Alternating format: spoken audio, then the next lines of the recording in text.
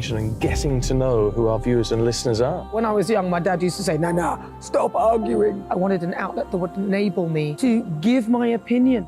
People are going through a really hard time right now, and I know that you don't feel like you're being listened to by the establishment. I came to GB News because it's the People's Channel, and I want the audience to have their say on the events of the day. We're dynamic. We do something different. Democracy shows that the wisdom of the nation is in its people.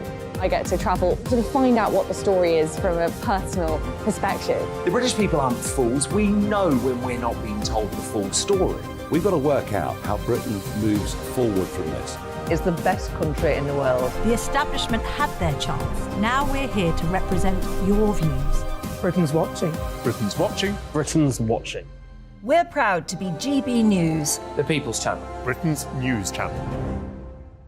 Monday to Thursday, 9 p.m. till 11 p.m. Join me, Dan Wootton. I'll bring you the sharpest takes and hottest debates. Do you not believe in prison? I don't believe in prisons. I'm completely stunned. I guarantee you there'll be no spin, no bias, no censorship. I actually was personally quite offended by it. And no reason to go to bed. So I guess they've always been quite woke. That's Dan Wootton tonight on TV, radio and online. Monday to Thursday from 9 p.m. till 11 p.m. on GB News. The People's Channel. Britain's news channel. Hello, I'm Michelle Dewberry, and you can join me every weekday 6 till 7 on Jubes and Kerr. You're an inspiration to us all. Clip that bit up. Well, you are. That's my ringtone. My political ambitions those days are gone, I can tell you. She's only teasing. Go on. He's probably going to want to lay down now. I'll give him 2 minutes to have one. Let's respectfully disagree. That's what we like on Jubes and Kerr. Come and join us. GB News, the People's Channel. Michelle Dewberry, weekday evenings at 6 o'clock. I'm Simon Evans. Join me on GB News for Headliners at 11 p.m. What's the scoop? I'll be joined by two of the country's top comedians. That's right. As we take a look at tomorrow's newspapers tonight. We're going to get into trouble. If it's a big story, we'll be covering it. Spill some tea on him. There we go. But we'll also have some fun. I wouldn't stick up a bank. My father didn't love me. So anyway, Headliners every night from 11 on GB News, the People's Channel, Britain's news channel. We are GB News, the People's Channel. And right across the United Kingdom. You can find us on Sky Channel 512. Virgin Media Channel 604. Freesat Channel 216. Freeview Channel 236. And YouView, Channel 236. You can also take us with you on DAB Plus Radio. With the GB News app and at the website gbnews.uk. We're absolutely everywhere. Come join us on GB News, the People's Channel, Britain's news channel.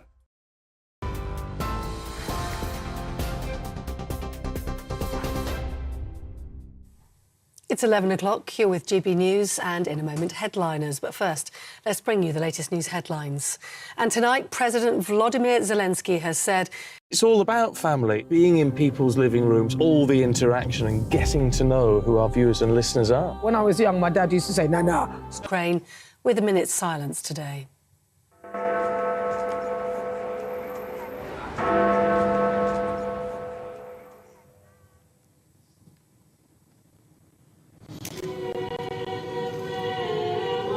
And after the minute's silence, the Ukrainian national anthem outside Downing Street as the Prime Minister reflected on the country's losses with Ukraine's ambassador to the UK.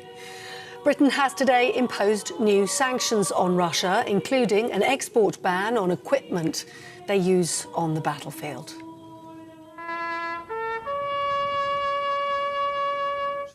Meanwhile, in Ukraine, in the capital Kyiv, President Zelensky attended a ceremony with families of soldiers killed in the conflict.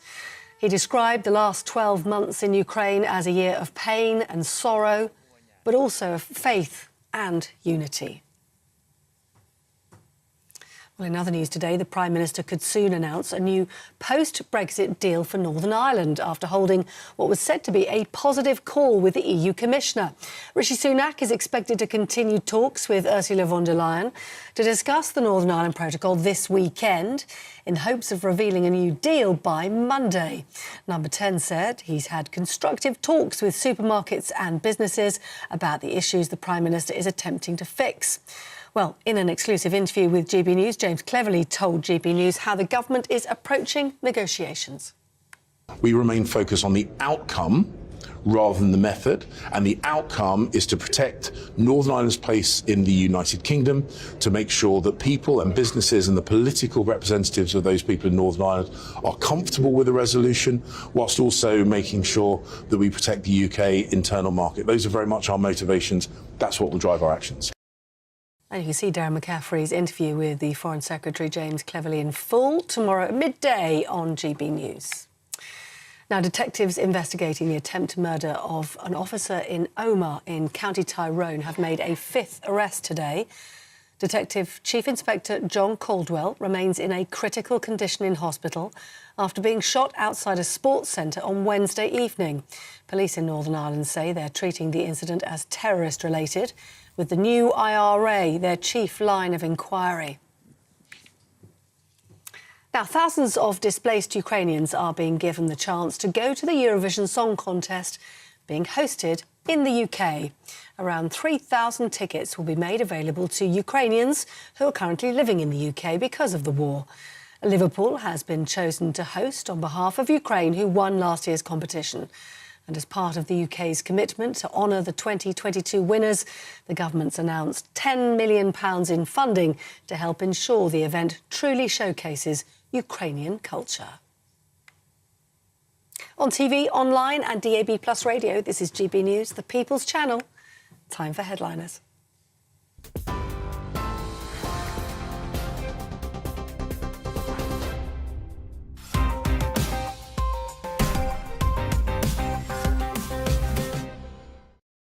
Hello, I'm Leo Kearson. Welcome to Headliners. Joining me tonight to take you through Saturday's top stories are Dan O'Reilly, a.k.a. Dapper Laughs, and Nick Dixon, a.k.a. The Big Dog. I've got to be honest, they're weird nicknames. Did you pick them yourselves? Yeah, actually, fun fact for you, Dapper Laughs was actually a satirical character I created back in 2014 to highlight stereotypical lad culture.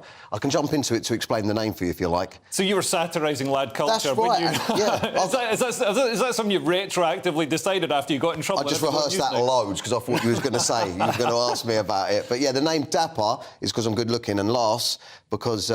you know, I'm funny. Right. And Nick, the Big Dog because burglars are scared of going into your house? I did give myself that nickname because Boris Johnson gave himself that nickname, so I thought, well, if he can do it, why can't I? And it's just stuck. Well, he's maybe achieved a little more than you. Anyway, let's have a quick run through Saturday's front pages. No offence, Nick. The Guardian has PM set to seal post-Brexit deal in big political gamble.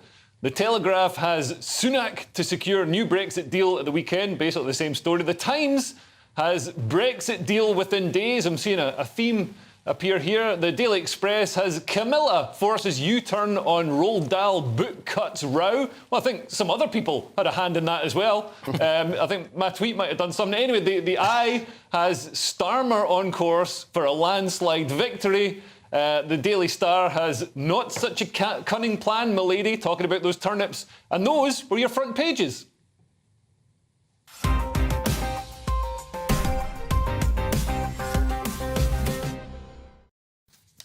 Anyway, let's kick things off with the front page of the Times, Nick.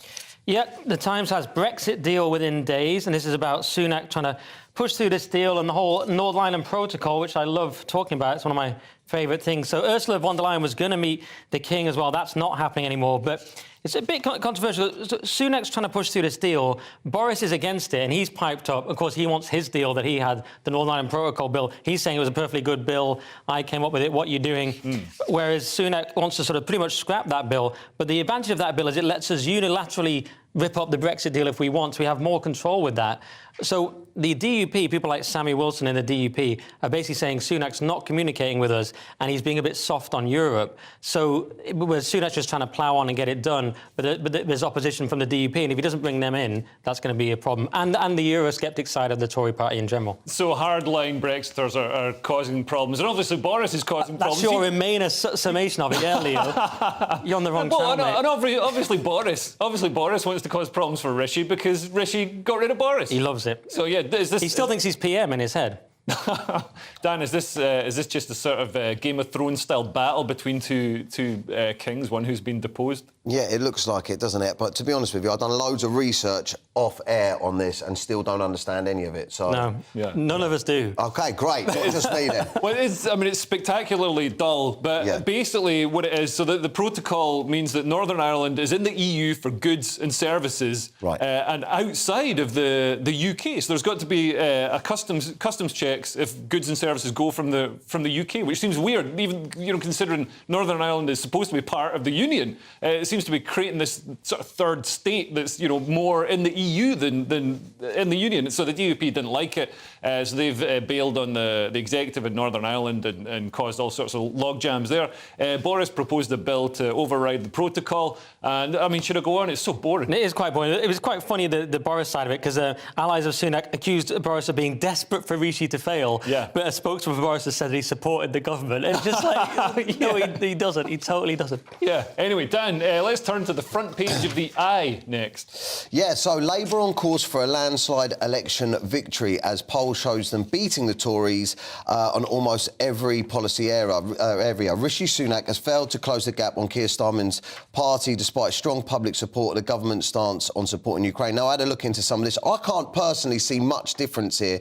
Starmer's speech didn't really seem to have much substance to it. I mean, again, politics is not my powerful part, but talk to me about it.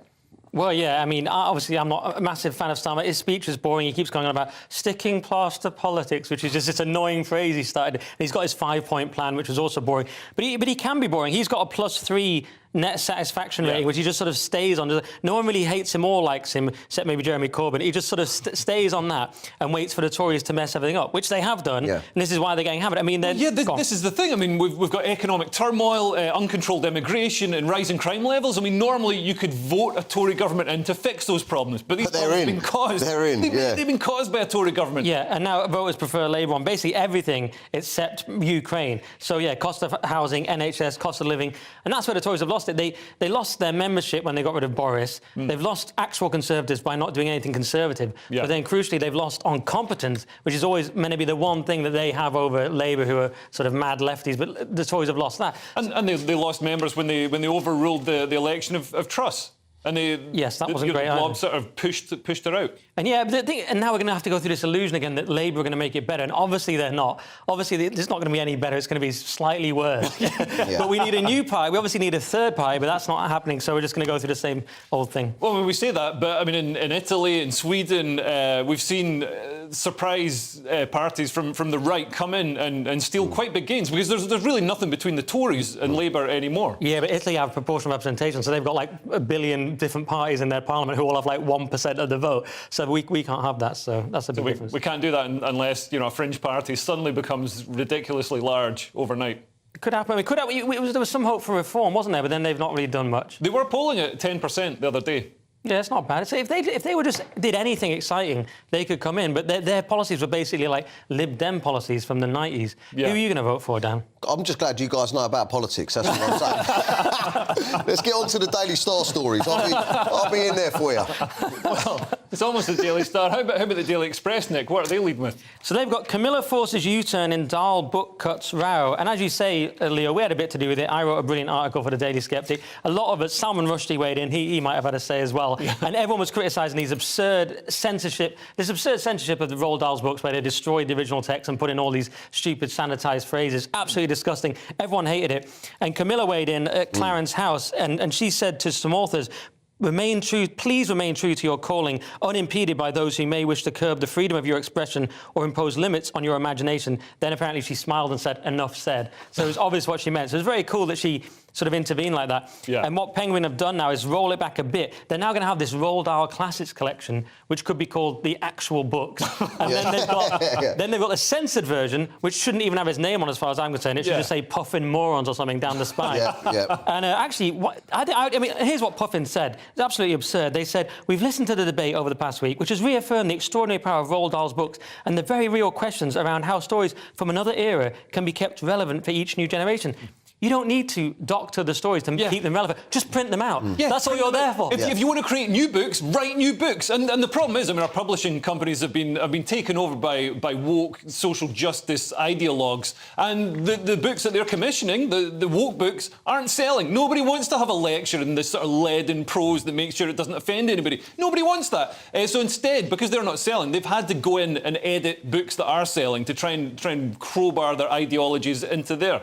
I mean, Dan, you've got kids. Are you going to be buying the classics or the new ones? I'll be buying the classics. I think it's absolutely ridiculous, obviously. But what I found interesting about this story is and correct me if I'm wrong, we're not working class people, normal, average, everyday people kick off about this, nothing changes. But because the new potential queen and all these people are saying stuff, then they're like, all right, we'll take a little back step. And some of the stuff in here isn't even offences. Old hag, they're changing to old cow. You must be mad.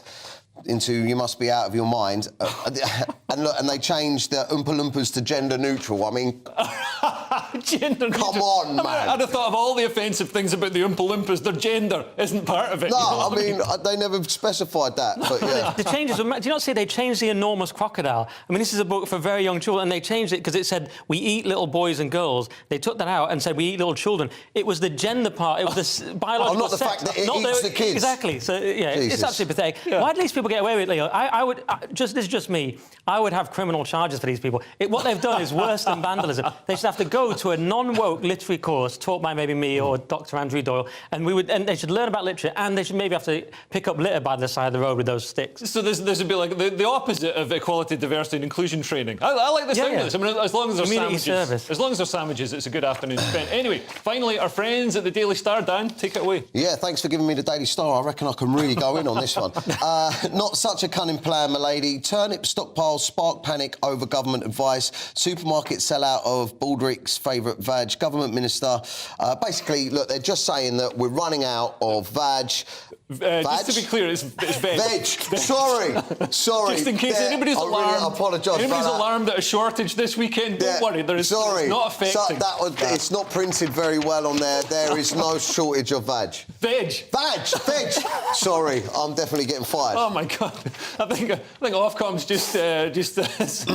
Well, that's a totally innocent mistake. Yeah, that was completely innocent 3 times in a row. Sorry about that. But yes, the shelves are empty. Vegetables. Certain vegetables. Yeah. OK, I think it's time for a break. After the break, we've got more on the SNP leadership. We've got Rod Stewart becoming part owner of the NHS, and why traffic protests are now apparently a hotbed of far-right extremism, if you read The Guardian. See you there!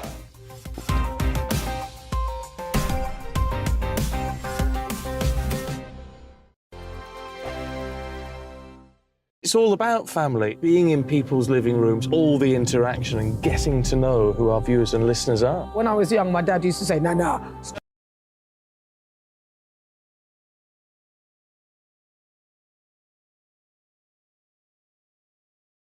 We are GB News, and we'd like to say thank you to each and every one of you for bringing us your conversations, for helping our great nation find its voice. We are here for you on radio, television, and online, across England, Scotland, Wales, and Northern Ireland. It's not the BBC, you actually get your facts right. We are proud to be GB News, the People's Channel, Britain's news channel. I'm Mark White. As GB News Home and Security Editor, I cover those key issues that are so important to you. Our authorities, our communities doing all they can to combat violent crime. With the public services under unbearable strain, why are we still failing to control our borders? Defence, the first priority of any government, has been continually hollowed out. Can we trust our politicians to protect the armed forces? Join me, Mark White, on GB News.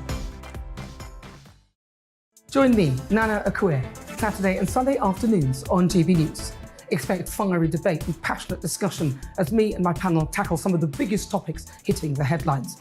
It's a place for everyone's opinion. No one gets cancelled, but no one gets an easy ride. Oh, she's on it today! Be ready for conversations that are fierce, frank, and of course, fun. Every Saturday and Sunday afternoon from 4 p.m.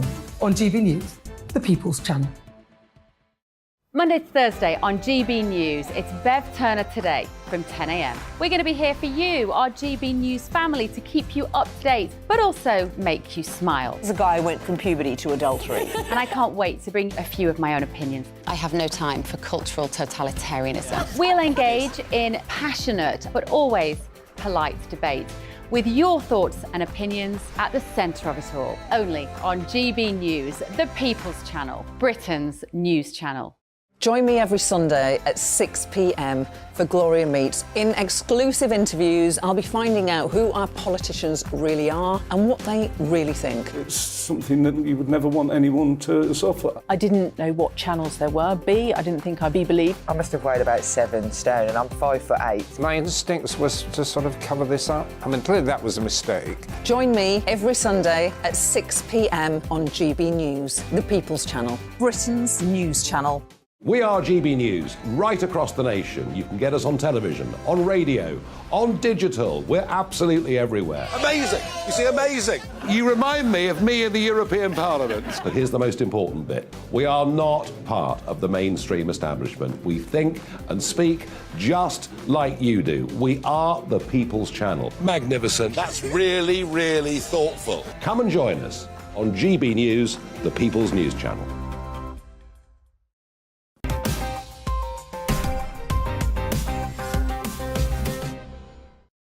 Welcome back to Headliners, your first look at Saturday's top stories. I'm Leo Kearse, and joining me tonight is Dan O'Reilly and Nick Dixon. Anyway, let's go to Saturday's Telegraph, and one of the favourites to replace Nicola Sturgeon is going to allow Scots to self-identify as not in the UK. Nick, you've got this.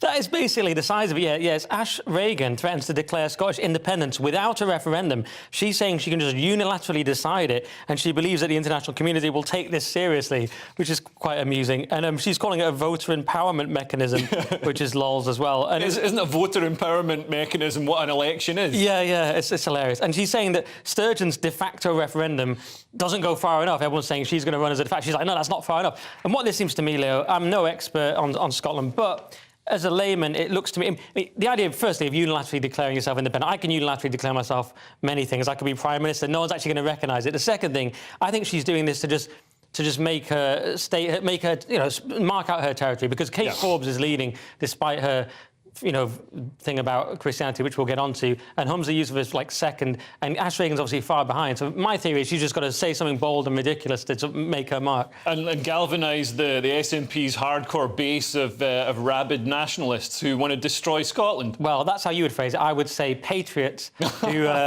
just for balance, who have a legitimate case for independence. But yeah. Because I started to think that, if Scotland wants to leave, it's up to them. I mean, they don't seem to want to. That's why we had a referendum. It was up to us. We voted to stay in the UK, despite it being, it's an emotive issue. It's like Brexit. It's easy to sort of galvanise people to vote for something that's such a sort of patriotic, emotional, one-note, easy sell, instead of saying, yeah, but if you do leave, there could be all these economic problems and, issues. I just wanted to do two things. I wanted to give balance to your sort of very extreme statement, and also you as a Scottish person.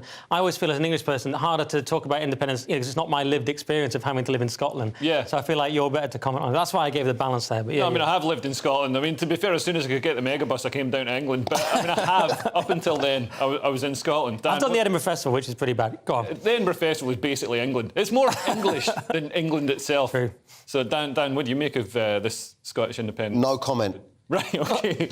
I mean, it does seem, we've had a referendum. It didn't go the way of the SNP, and all the polls are saying, I think it's 56 or 57% to remain in the UK. So this just seems like it's going to backfire hugely. But Dan's not allowed to speak after the last section, by the way. If you wonder what happened there, in the break he was banned from speaking ever again. Could be a hate crime.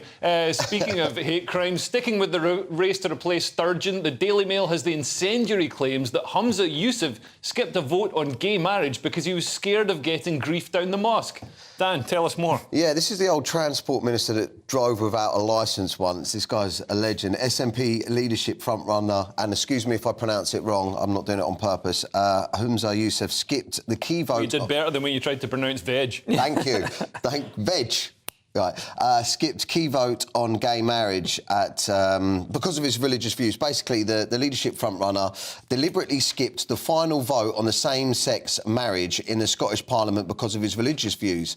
Now, obviously, Kate Forbes has been, getting stick for this, but my thoughts on this is at least she was honest about her views, and she sort of took the flak for it. It looks like he's under pressure from the mosque, and they come up with some sort of business thing that he had to do, so he wasn't there to be in part of the vote, which I think is terrible. These are allegations from former Scottish Health Secretary Alex Neil, so I mean these haven't been corroborated, but they're certainly incendiary allegations. Saying that his mosque put pressure on him to not attend the gay marriage vote. I mean, he's previously said he supports gay marriage, but he did have other business to attend to instead of actually going and voting in favour of it in the Scottish Parliament. He conveniently had other business. I mean, yes, allegations, as you say, but interesting. That's all I'm going to say because I don't know what we're legally allowed to say. But yeah, I mean, it'll be very interesting to see because Kate Forbes has been attacked just for being a Christian. And the question is, can you be a Christian now and be leader of a political party? Tim Farron wasn't allowed to be. So is Kate Forbes allowed to be? And then the second question is,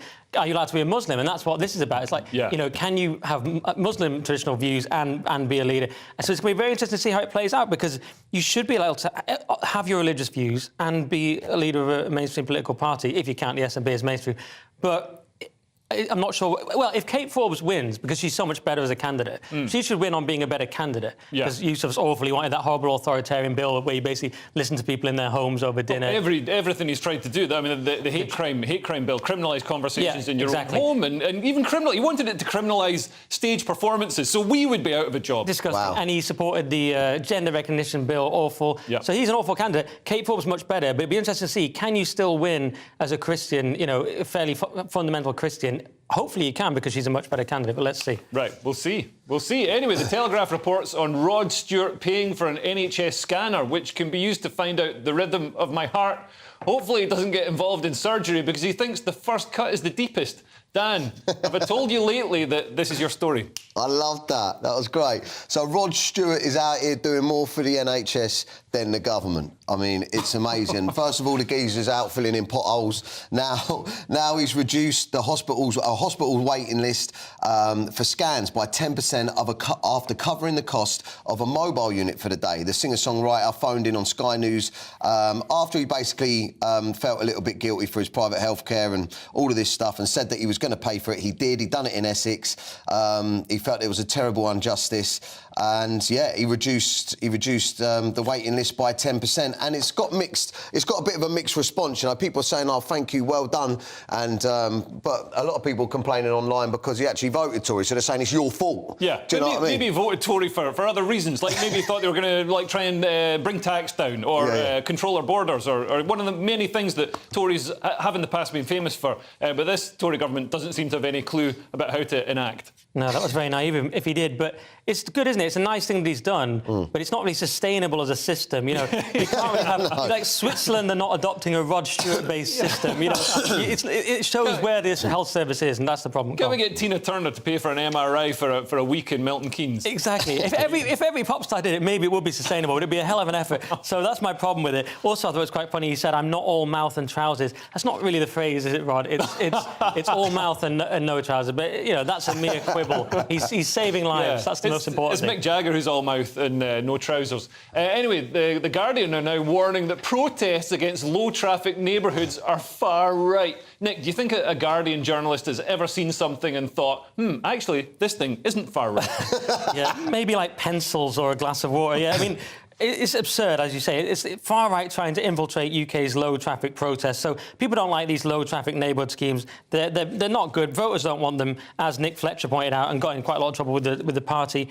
People don't like them. It's legitimate opposition. Are there some nutters at the protests? Possibly. There usually are at protests.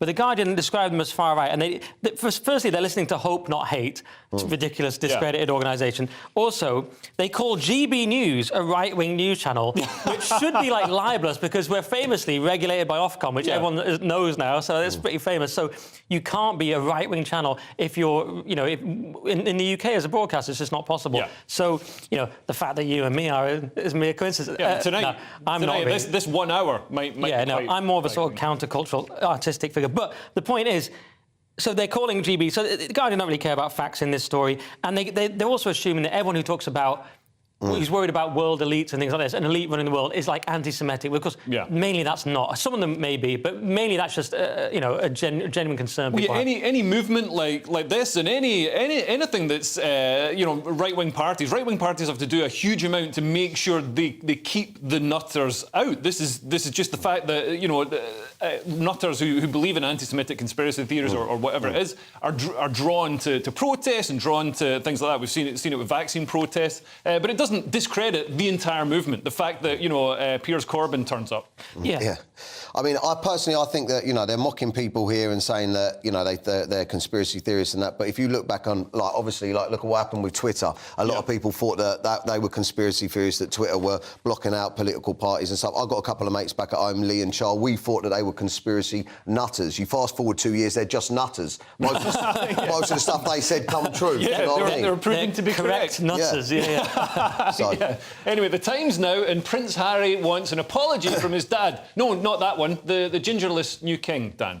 Yeah, the Duke of Sussex wants a private apology from King Charles and Prince of Wales before he was considering attending the coronation, it's been claimed. The Duke has already made it clear that he believes the family owes him an apology for the way they treated him and Meghan while they were working as members of the royal family. He's accused the other royal households of leaking stories. So he's still going on about how hard done by he is by the stories that they've done and everything like that. But, I mean, look at what he's done since then. It's insane. He wants an apology from the king. Yeah, all he's done since then is smear Britain as just a cesspit of racism. And also try and destroy the royal family. It seems a bit rich to ask for an apology. It's mental. To attend the coronation. I'd have thought the king would just be like, well, fine, you know what, don't attend the coronation. I just can't wait till South Park get hold of this article and crack on, because they're doing a wicked job. Yeah, it's the old call your family racist and demand an apology gambit. It is a bit much. Yeah, he's just written a whole book about why they're all evil. Yeah. It's mental. But also, why is he so obsessed with an apology? Because famously, the royal family were all about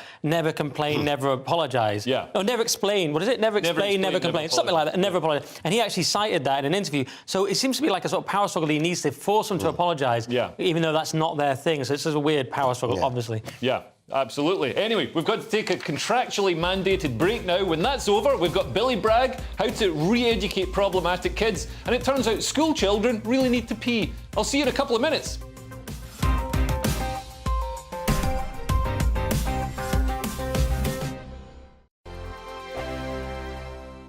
It's all about family, being in people's living rooms, all the interaction and getting to know who our viewers and listeners are. When I was young, my dad used to say, Nana, stop arguing. I wanted an outlet that would enable me to give my opinion. People are going through a really hard time right now, and I know that you don't feel like you're being listened to by the establishment. I came to GB News because it's the People's Channel, and I want the audience to have their say on the events of the day. We're dynamic. We do something different. Democracy shows that the wisdom of the nation is in its people. I get to travel to find out what the story is from a personal perspective. The British people aren't fools. We know when we're not being told the full story. We've got to work out how Britain moves forward from this. It's the best country in the world. The establishment had their chance. Now we're here to represent your views. Britain's watching. Britain's watching. Britain's watching. We're proud to be GB News. The People's Channel. Britain's news channel. Join my show Farage, 7 p.m. till 8 p.m. Monday through Thursday. And there you will get opinion, analysis, debate, and I'll cover stories that nobody else dares to touch. You've been cancelled. Join the club. Oh, my goodness me. And then for the last 15 minutes, talking pints. We're over a drink. We have a civilised conversation with someone. We very often disagree, but we do it in a grown-up way. Come and join me on Farage. We are GB News, the People's Channel. And right across the United Kingdom. You can find us on Sky Channel 512. Virgin Media Channel 604. Freesat Channel 216. Freeview Channel 236. And YouView Channel 236. You can also take us with you on DAB Plus Radio. With the GB News app and at the website gbnews.uk. We're absolutely everywhere. Come join us on GB News, the People's Channel, Britain's news channel. He's the king of breakfast TV, and he's back. Eamon Holmes, back on the TV with me this morning. Even remember my name. I know, it's been 4 months. You have holy water by your bed? Oh, yes. Already to bless. Oh, Eamon. Oh. Why do you not believe anything I say? Eamon Holmes back on GB News Breakfast at 6 a.m. Hello, I'm Esther McVeigh. And I'm Philip Davis. Whether you're watching or listening on TV, online or on radio, we handpick the latest stories, debates and expert opinions for your weekend. So whether that's politics, news or showbiz, we've got it covered. Join us every Saturday morning at 10 o'clock on GB News. We are GB News, the People's Channel. Why not take us home with you by visiting the GB News shop at gbnews.store. You'll find all the official merchandise, a really good present actually for yourself, your friends or your family. We ship across the UK mainland at no extra cost. GB News, the People's Channel.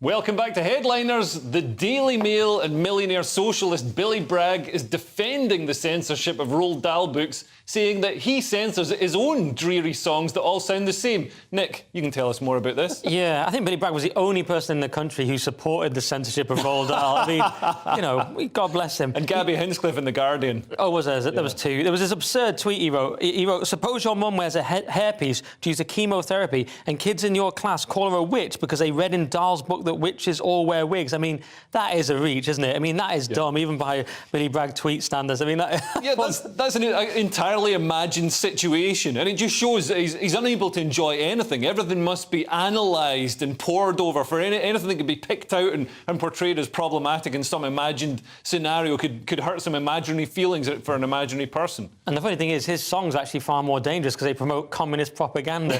So we should edit. So I was thinking we should censor all Billy Bragg songs, but actually he said he already censors them himself. So he said to people, he took out the phrase boys or the word boys from which side are you on, boys, and now it's just which side are you on. I don't know if he says thems or something instead. But and people have been responding to this, as you'd expect, on Twitter. Someone said, thank you, Billy, for changing the world one word at a time. I've been traumatised by the word boy since I was a boy. It triggers memories of when I was a boy. Thanks for all you do for the non-boy community, a true modern hero, which is hilarious. So Twitter's great for that. But yeah, so yeah, it's very stupid. He had some good songs, but did he? Yeah, Saturday Boy was good. Between the Wars. If you can ignore the commie propaganda stuff, you're like, oh, just the songs, they're all right. Well, it's like saying Mao had some, there's some lovely architecture and there's a lovely sandwich lunch once. If you ignore the tens of millions killed. Well, people do say that, the Nazis had good uniforms, do they? A lot of people have said that. Not just me. God, Dad, save me from this hole. I don't know if I can save you from that, mate. I'll have to go back to the shelves in the supermarket. No, I don't know. These are the same people, remind me of the same people this week that tried to cancel Tropic Thunder, an absolute brilliant film. I'm amazed it hasn't been cancelled already. No, but no, I don't know him, I don't know his music, but he seems like a very strange person. Yeah, and his music's boring and it's rubbish. Anyway, The Telegraph now with another example of our Kafkaesque public sector. A man had to get a GP's letter to convince the government he's actually alive after they sent him a letter telling him he's dead, Dan. Yes, a man needs a doctor note to prove that he's alive after the letter told him he was dead. I mean, this wouldn't surprise me with our NHS ringing up. You'd ring up and say you was dead and they probably still wouldn't see you. Bizarre communication from the Department of Work and Pensions leaves Mark Cusack with no insurance number. So he claims that he received a letter, basically, from the government telling him he was dead and that he needs a doctor's note to prove he's alive. Now, firstly, how stupid are the government to send someone they think are dead a letter, right? That's the first bit I don't even get. They're like, right, he's dead, we best send him a letter, yeah, because... or whatever, he might not have been told at the funeral. Yeah, that's it. The former town councillor who lives alone with his dog claimed that the local council were even informed of his demise, leaving him unable to pay tax. So I think maybe the letter from the government was more like, if you don't pay your tax, you're dead. Maybe it was that. I don't know. But, more great stuff from the government. Yeah, Nick, would you inform the government that you're alive? Would you take it as an opportunity to live off-grid? That's what I was surprised about. Why tell them? You could... do you know how hard it is for people in the mafia to get that? They have to be... you remember Goodfellas? They have to have no driving licence. I had no driving licence. They have to work all their lives on that. This guy had it right there in front of him, and he went and told me he was real or alive. What are you doing, mate? But he didn't have to pay council tax. He was fine. The only problem is he couldn't have a national insurance number, so he couldn't work. Do cash-in-hand jobs. Off-grid, you know, you could do anything. If you still get cash in a hand somewhere. Well, yeah, that's the only thing. Yeah, because we're in a cashless society. But he could have been a legend, Leo. But to be fair, he was honest. He did the right thing, I guess. Well, I'd like to debate that. But the Daily Mail reports on teachers being told to re-educate children who make politically incorrect comments such as "that's mental" and "stop acting like a girl." Nick, they sound mental and they should stop acting like a girl. I was going to say, absolutely mental. Mental's fun. It's so fun to say that's mental, isn't it? Everyone says it. It's a great thing. It won't work. This is a stupid thing because, as people have pointed out, well, it won't work anyway because then it'll become forbidden fruit to say these words. Yeah. When we were at school, there were certain words you weren't allowed to. You were allowed to say. Then they changed. What were those words, Nick? You were trying to trap me here, Lee. You're trying to ensnare me. But then all that happens is you adapt, and the word that's banned becomes the word. Yeah. Like it became scope, and then people just call people scope as like an insult, even though that was like an organisation. So this is what happens with kids. They adapt. Now, the strange thing is this is coming from the Aquinas Church. So it's a Christian thing. So it's another example of this strange woke Christianity. Some people, like Tom Holland, have claimed that wokeness is a natural evolution of Christianity, which I'm not sure about because I haven't bothered reading the book. But there is this strange thing we have now, woke Christianity. For some reason, the Aquinas Church wants to go around telling kids they can't say words, and it's not going to end well. It's a stupid idea. Yeah. What do you think? These are primary kids, primary school kids, so they're young. They probably don't fully understand the consequences of words. I mean, surely we should just wait until they're a bit older. No, because what happens if later on in life, these kids are having arguments with other kids and they need to be politically incorrect in order to defend themselves? Yeah, to win the argument. Like, you wrap these kids in cotton wool and they're going to get bullied. It's as simple as that. Some of them are going to say horrible things, some of them aren't. You might as well know the horrible things in case you need to pull it out and say it one day. Yeah. You know what I mean? So that's all I'm saying. I just think that it goes on like this, the kids are all going to end up wimps. I mean, obviously you should teach them it's bad, so they know it's bad, but they should be able to still know it so they can pull it out when they want to be bad. Is it even bad? I mean, people don't really say anymore, that's like a girl. I only hear that, but people do say that's mental. But is it really bad? It doesn't really mean much, does it? It's not tied to any real example of, like, mental illness. It's just so divorced from And plus, if you was to say, oh, that's mental, someone that did have a mental illness isn't really going to go, whoa, that isn't mental, I'm mental. Do you know what I mean? They don't really normally, I don't know. I mean... Can I say that? I don't know. No idea. OK.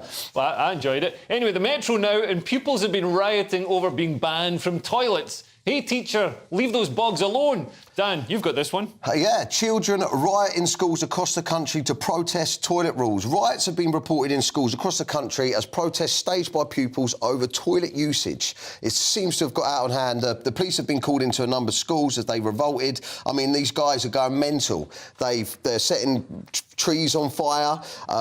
Teachers were pushed over. I mean, it's horrific. Windows were smashed, all of this stuff. And it was understood that basically the teachers are stopping the kids, closing the toilets up. I think it's got to do with them going and smoking and vaping and stuff like that in there. But anyway, the kids are like, look, we've got the right to use the toilet. Now, a lot of these kids got expelled permanently due to this disturbance, which really annoys me because in, like, universities and stuff like that, they encourage kids to sort of protest about climate change and gender and words and all Black that. Lives Matter. Yeah, and they praise them for sort of doing this. Now, these kids are just like, look, I need the loo. And they're like, you're expelled. Yeah, and also, when you need the loo, you need the loo. Yeah. It's not an ideological thing, it's a primal necessity. If I couldn't go, I'd burn a tree down, I'm telling you that now. Yeah, I'm amazed they got a tree to burn in February in Yorkshire. Yeah, and we've done a few stories like this. I'm not an expert because, I don't hang around schools, obviously, it'd be weird. But but we seem to have a lot of these stories about kids and draconian new rules. What it seems to me is that discipline's got so out of hand. When I was at school, you didn't really ask to go to the toilet in the lesson because it was sort of frowned upon. You asked if you really needed it. Yeah. It was sort of frowned upon. It was a general culture of fear and discipline, which we had in those days, in the good old days. But now, because kids are so out of control, they're trying to go overboard and impose needlessly draconian rules, and then they just go absolutely wild, and they've started, setting things on fire and pushing teachers over. So, but it seems to me like an attempt to instill discipline, but it's much too late. The culture's already broken. I think they need to learn that that's not the way to protest. They should go and throw paint on art and glue themselves to roads. Right, like Extinction Rebellion. That's exactly right. Although if you glue yourself to the school, then you're automatically getting detention because you can't be cut away from the school. That's right. Unless it's for the climate, and then I think you're allowed. Right.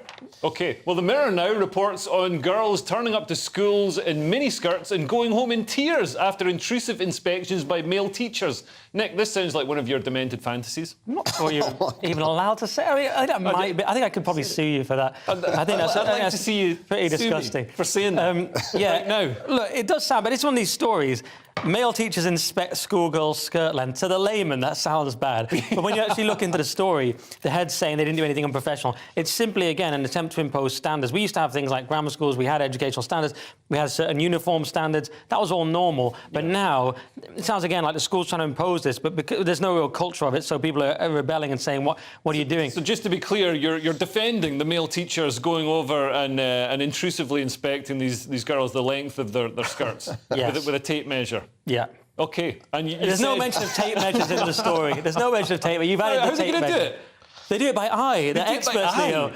After many years in it, they become experts. They can just do it. After many years of staring at schoolgirls' legs. I don't know how they do it. If you tell me so, Nick. But I wouldn't have thought. Dan, what do you make of this? No, I mean, I'm going to take a serious view on this instead of messing it up with a joke. But I think that it's a bit out of order on the teachers, really, because the girls, obviously, I've got 2 daughters. The girls, they're wearing the short skirts, they're going and they're getting pulled up for it, and then they're accusing. I mean, there might be bad school teachers out there, but it sounds like, you know, it can be used against them. At the end of the day, the skirt's got to be a certain length, and they should be, shouldn't they? See, Dan's defending it as well. Well, I'm not going to have a go at him, are you? But if there is any weird teachers out of there, yeah, leave the kids alone. I'm just going to clarify that. That's true. Anyway, we've got to take a break again, I'm afraid. After the break, Dan will be espousing the virtues of polygamy.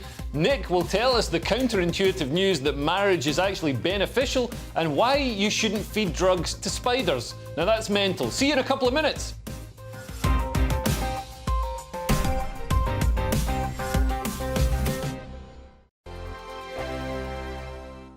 First and foremost, I am a GB News fan, and I was before I was working here. Just love the fact that we're asking the questions that a lot of establishment media won't ask. With a bit of a twist, we not only want to inform you, but we want to keep you entertained. It's worth the drive because you get in and the team's all ready and waiting, they're itching to go, and it's a proper little family. GB News is the People's Channel. It's the audience that makes the programme sing. We're giving our viewers and our listeners a voice. I see the thousands of your letters, tweets, emails, you name it, coming in. Britain is broken.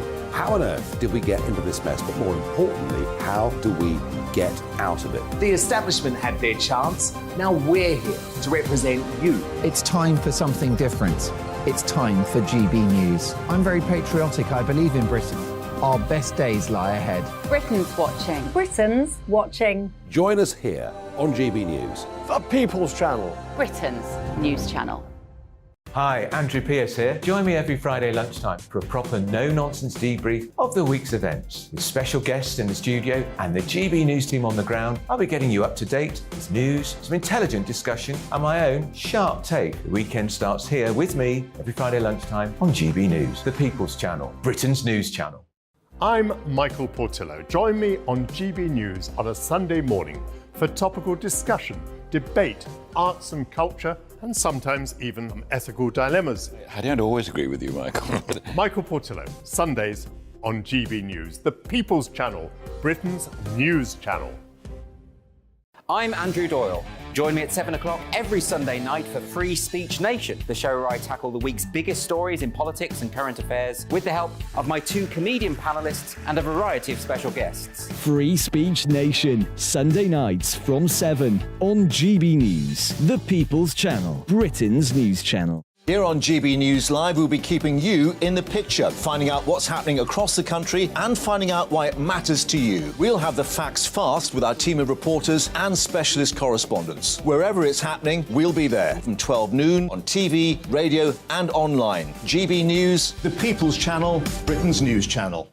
Join me, Patrick Christie's, Monday to Friday, 3 till 6. We tackle the day's news agenda like you've never seen before. It's high tempo, high octane, the most controversial topics, and the best guests. You will not be able to take your eyes and ears off it. I'm not afraid to ask the questions that you really want answered. 3 till 6 p.m, Monday to Friday on GB News, the People's Channel, Britain's news channel. Join me, Lawrence Fox, on GB News. Frank, Fun, fearless, and sometimes serious. Much as I love a Friday night punch-up, what I really want is a battle of ideas. I want to look at things differently. I want to hear different voices and engage with your unique experiences. Every Friday at 7 p.m. on GB News.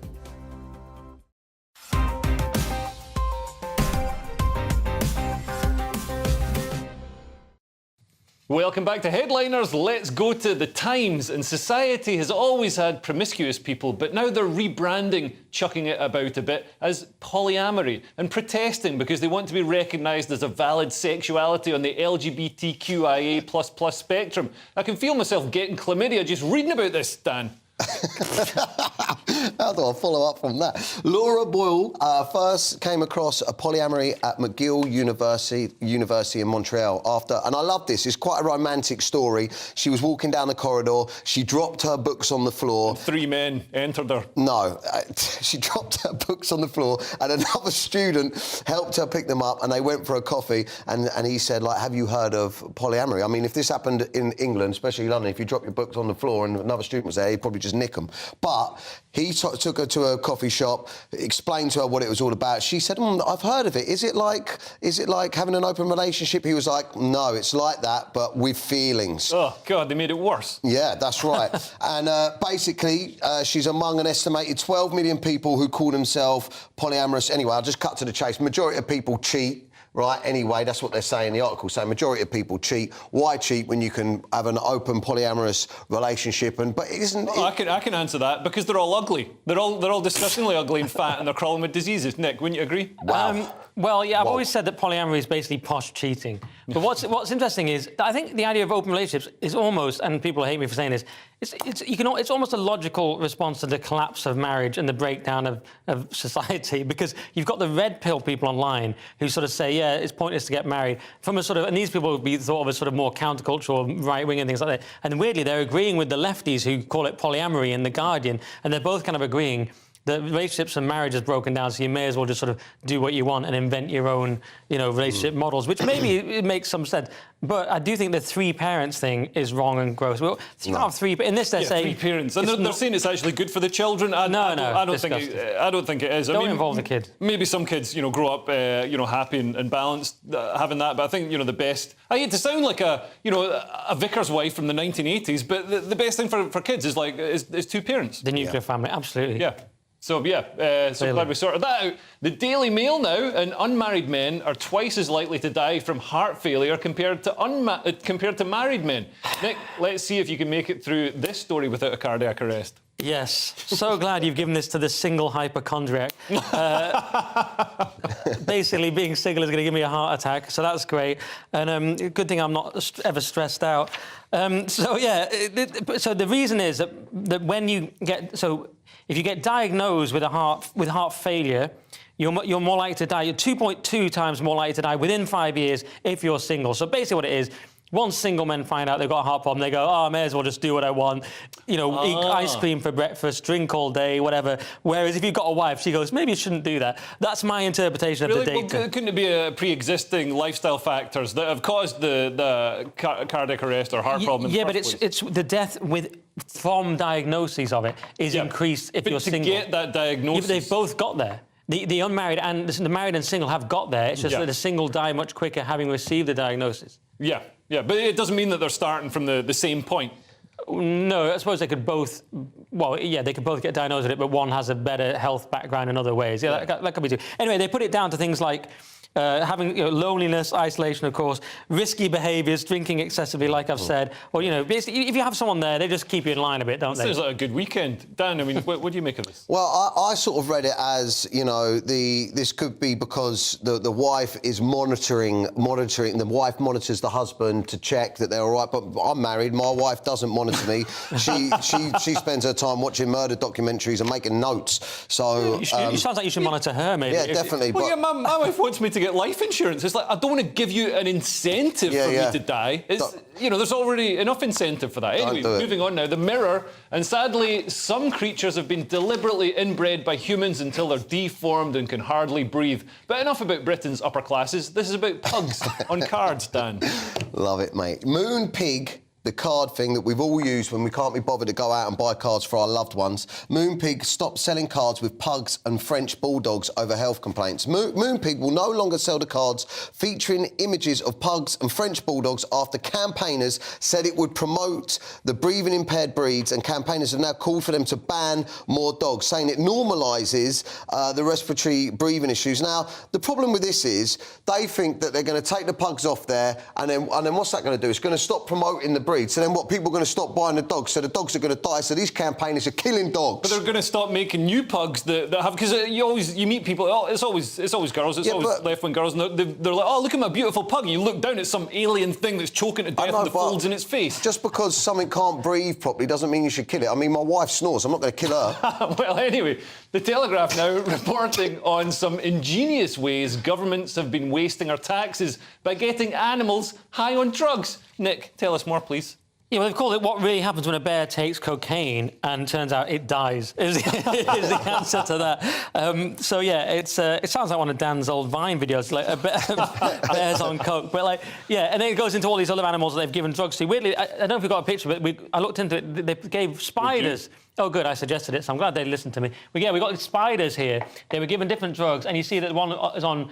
weed, he's sort of had a bit of a go. He's messed up the web. The one on caffeine just gone mental. The one on speed's left out gaps and stuff. The one on LSD does the kind of pattern perfectly, and it's quite beautiful, but leaves out the actual functionality of the web. So, weirdly, spiders are affected... Like a Labour Party. Yeah, in a similar way to sort of hippies buy drugs, Leo. Interesting. I'm surprised caffeine was the worst web out of all those. Like, in humans, it just increases productivity slightly. I mean, Dan, have you ever... Yeah, have I ever what? Spider's web? Oh, I thought you were going to ask me something else there. No, but listen, the thing that annoyed me about this article is whoever wrote this film got it completely wrong, because they in the film, they give the bear cocaine and it turns brutal and it's like an unkilling, murdering machine. Well, I think the bear finds the cocaine. Yeah. It's a drug-dealing plane. Yeah, but it's written completely wrong, because anyone that's done cocaine, right, knows that if you take it, you don't turn into an unkillable killing machine. You just end up around someone's kitchen till 4 o'clock in the morning talking about fights you never had back in the day, maybe go to a strip club and then become pretty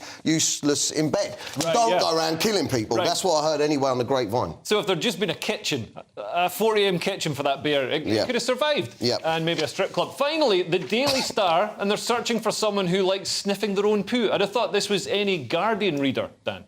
Yeah, this is the sort of thing I imagine that politicians have to do as like an initiation. But company hunts for the world's first poo-miliere, where you can sniff human poo for a living. This is so hard to get through without swearing, I'm telling you that now.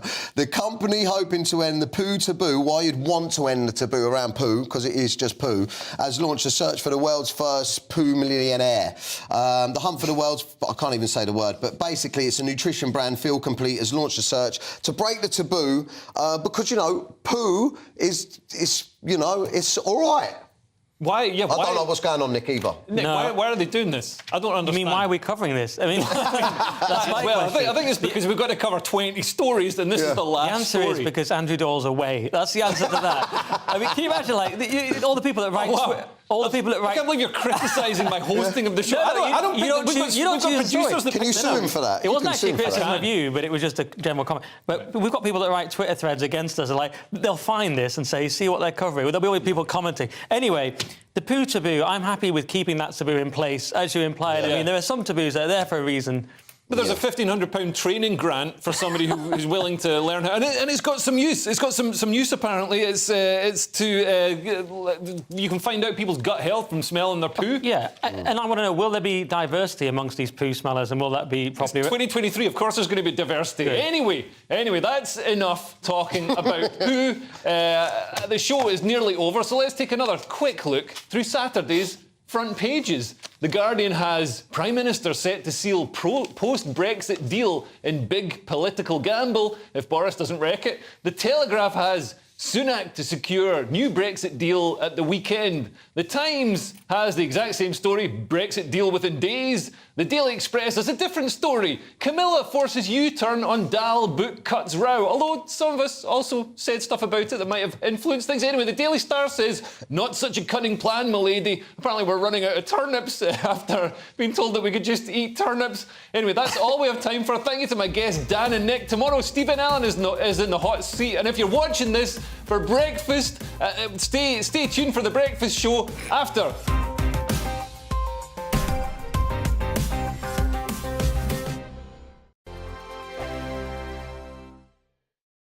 It's all about family, being in people's living rooms, all the interaction and getting to know who our viewers and listeners are. When I was young, my dad used to say, Nana, stop arguing. I wanted an outlet that would enable me to give my opinion.